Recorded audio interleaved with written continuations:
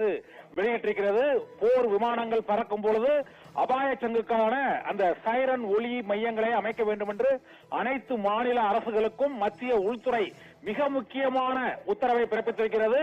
இந்தியாவில் முதன்முறையாக போர் ஒத்திகை அறிவிப்பு இப்போது அறிவிக்கப்பட்டிருக்கிறது. மத்திய உள்துறை அமைச்சகம் இந்த அறிவிப்பை வெளியிட்டிருக்கிறது.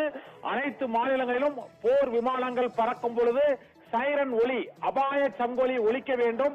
அதற்கான ஏற்பாடுகளை அந்தந்த மாநில அரசுகள் மேற்கொள்ள வேண்டும் என்ற உத்தரவை பிறப்பித்திருக்கிறது. இதனால் இந்தியா பாகிஸ்தான் இடையே போர் நடைபெறுவது உறுதியாகி இருக்கிறது.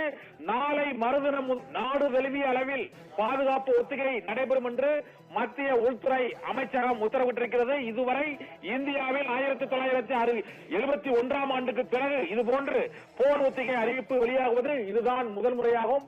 விமான தாக்குதல் நடைபெறும் போது ஒலிக்கப்படும் அபாய ஒலி சைரன்களை ஒலிக்கவிட்டு ஒத்திகை நடத்தப்பட வேண்டும் என்று மத்திய உள்துறை அமைச்சகம் அனைத்து மாநிலங்களுக்கும் அறிவித்திருக்கிறது. பஹல்காம் தாக்குதலை ஒட்டி பாகிஸ்தான் மீது இந்தியா எந்த நேரத்திலும் தாக்குதல் நடத்தலாம் என்ற எச்சரிக்கை முன்னறிவிப்பு நிகழ்வுகள் நடைபெற்று வந்த சூழ்நிலையில் நாளை மறுதினம் 7ஆம் தேதி போர் விமானங்கள் பறக்கும் பொழுது அந்தந்த மாநில அரசுகள் சைரன் ஒலிகளை ஒலித்து மக்கள் பாதுகாப்பான இடங்களில் இருப்பதற்கான அந்த அறிவிப்பை வெளியிட வேண்டும் என்ற எச்சரிக்கையை மத்திய உள்துறை அமைச்சகம் அனைத்து மாநிலங்களுக்கும் முதன்முறையாக அனுப்பியிருக்கிறது.